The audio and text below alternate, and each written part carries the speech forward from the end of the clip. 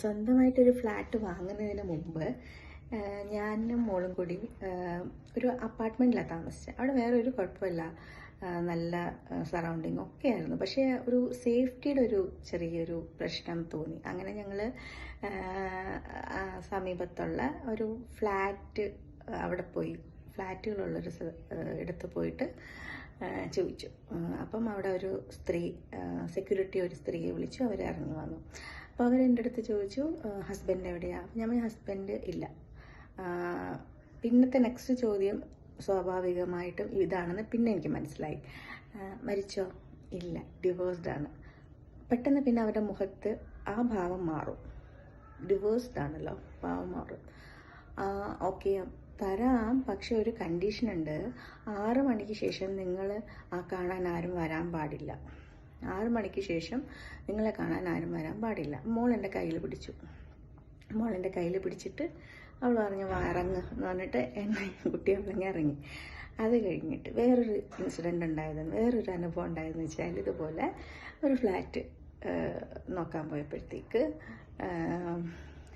ഇത് ഒരു പുരുഷനാണ്. സെക്യൂരിറ്റി പുള്ളിയെ വിളിച്ചിട്ട് കൊടുത്തു. അപ്പോൾ ഫോൺ എടുത്തിട്ട്, എന്താ നിങ്ങൾ രണ്ടുപേരുമാണോ വന്നത്? കൂടെ ആണുങ്ങളാരും ഇല്ലേ? ഞാൻ പറഞ്ഞു, കൂടെ ആണുങ്ങളാരും ഇല്ല, ഞാൻ മാത്രമേ ഉള്ളൂ, ഞാനും മോളുമാണ്. ഹസ്ബൻഡ് മരിച്ചോ?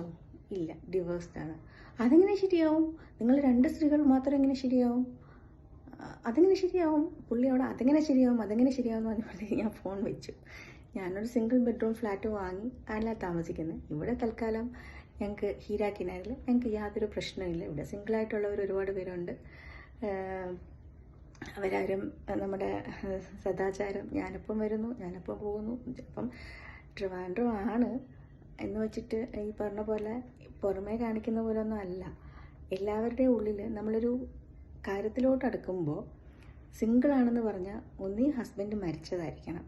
അങ്ങനെയാണെങ്കിൽ പിന്നെയും ഡിവോഴ്സ്ഡ് ആണെന്ന് പറഞ്ഞു കഴിഞ്ഞാൽ പിന്നെ ഡിവോഴ്സ്ഡ് ആണെങ്കിൽ ഉറപ്പായിട്ടും കുറ്റം പെണ്ണുങ്ങളുടെ ആയിരിക്കുമല്ലോ. അപ്പോൾ പിന്നെ അതെങ്ങനെ ശരിയാവും? ഹസ്ബൻഡിൽ ഒരാൺ തുണില്ല, നിങ്ങളെങ്ങനെ ജീവിക്കും? ആ പുള്ളി എന്തൊക്കെയോ കിടന്ന് പറഞ്ഞു. അപ്പോഴും മോളെൻ്റെ കയ്യിൽ പിടിച്ചു, വാ എന്ന് പറഞ്ഞു. ഞങ്ങൾ ഇറങ്ങി.